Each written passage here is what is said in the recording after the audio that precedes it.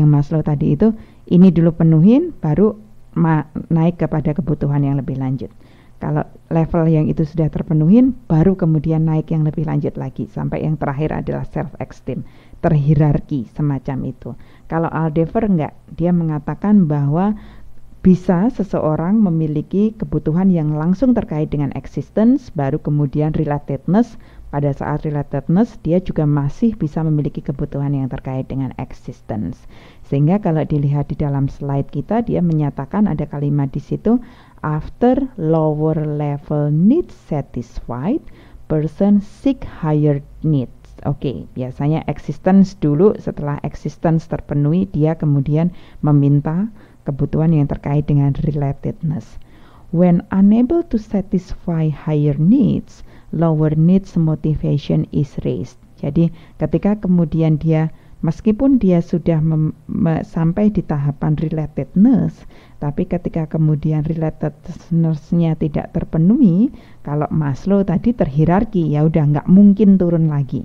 Tapi kalau Aldever mengatakan bahwa ketika relatedness-nya nggak terpenuhi, sangat mungkin seseorang kemudian memiliki kebutuhan yang terkait dengan existence. Buku kita juga menjelaskan mengenai hal tersebut, bahwa si Maslow terhierarki, kemudian Aldever tidak terhierarki semacam itu. Semoga teman-teman yang sudah membacanya kemudian bisa memahami lebih lanjut. Itu adalah teori motivasi berdasarkan kebutuhan, berdasarkan keinginan seseorang. Seseorang bisa dimotivasi ketika manajer memahami apa keinginan yang dimiliki oleh orang tersebut. Nah, teori motivasi yang kedua adalah, atau tipe teori motivasi yang kedua adalah teori motivasi proses. Bedanya adalah kalau tadi teori motivasi itu dikaitkan dengan apa yang dibutuhkan, apa yang diinginkan oleh seseorang, sehingga kemudian manajer memotivasi seseorang berdasarkan apa yang diinginkan. Kalau yang teori motivasi proses, pendekatannya berbeda. Dia mencoba untuk memahami penciptaan motivasi dari proses yang dilakukan untuk memotivasi seseorang. Jadi tidak kemudian melihat dia butuh apa maka saya memotivasi berdasarkan itu, tapi melihat bagaimana sebuah motivasi itu bisa dihasilkan.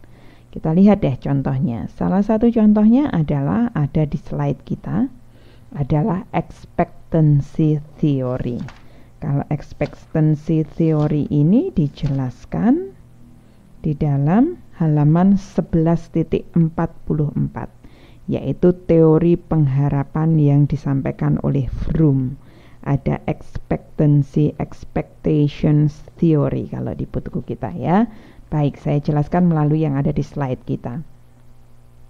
Di slide kita menjelaskan bahwa salah satu teori motivasi proses untuk melihat Mbak Tasih, oke, nggak apa-apa Mbak Tasih, bye-bye, belajar ya buat ujiannya. Berdasarkan kepada proses untuk menghasilkan motivasi, kita bisa melihat bahwa prosesnya itu pasti ada effort atau ada upaya, ada input yang diberikan oleh seseorang untuk menciptakan motivasi dirinya sendiri. Input tersebut akan menghasilkan satu kinerja spesifik atau menghasilkan performance yang spesifik. Kinerja yang spesifik tersebut akan menghasilkan outcomes. Di situ ada penjelasan ya bahwa effort akan menghasilkan performance, performance akan menghasilkan outcomes. Effort, upaya, akan menghasilkan kinerja, kinerja akan menghasilkan satu hasil tertentu atau outcomes. Kemudian expectancy di situ mengatakan bahwa a person's perception about the extent to which his or her effort will result in a certain level of performance. Jadi ketika orang itu mau melakukan sesuatu, mau melakukan satu upaya untuk menghasilkan satu kinerja, karena dia mempersepsikan bahwa kalau saya memberikan upaya sedemikian rupa, maka saya akan menghasilkan kinerja sedemikian rupa. Kalau saya memberikan effortnya rendah, maka kinerja saya juga akan rendah. Kalau saya memberikan effortnya saya tinggi, upaya saya tinggi, maka saya juga akan menghasilkan kinerja yang tinggi juga. Itu yang dimaksud dengan expectancy. Bagaimana yang dimaksud dengan instrumentality?